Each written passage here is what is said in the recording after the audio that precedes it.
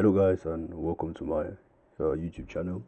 So today we're going to be looking at how we can make a chart, how we can plot a chart on in Microsoft Excel rather. So here we have this data. You can see here we have station, here we have gas, and here we have other. So obviously these uh, items sold, that is the amount sold for items in gas stations. So you can see the column for gas. So this is the amount for gas sales, and then on the other part we have the amounts for any other items which have been sold in the gas station. For example, in gas stations maybe they sell snacks or they sell a few other things. So we have a column for the station, we have a column for the gas sales, and then we have other sales. So let's say we want to plot, let's say we want to come out with a chart. They say a picture is worth more than 1,000 words. You might want to observe some trends. Let's say you might want to figure out which one has the highest sales.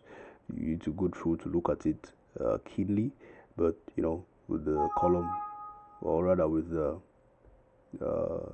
chart, you can easily do that. So how do you go about it? In order to do a chart, you just come, let's say you want to plot a graph.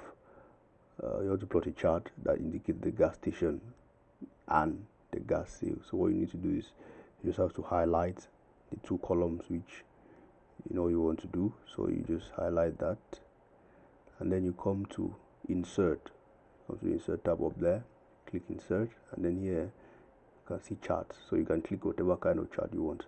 Let's say we want to do a simple column chart here. So we'll click the column, and then come here and we'll click this. Very good.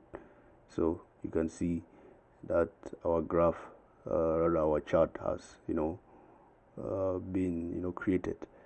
You see, under here on the x-axis we have the stations, and on the y-axis we have the amount.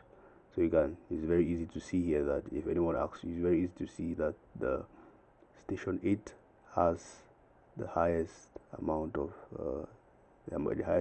gas sales, and the one with the lowest amount of gas sales is obviously station 7. So you can see that.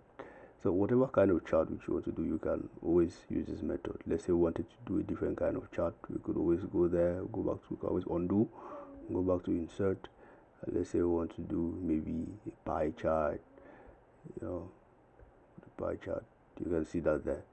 You can see just a pie chart is, the readability is not as good as the column chart that we saw earlier.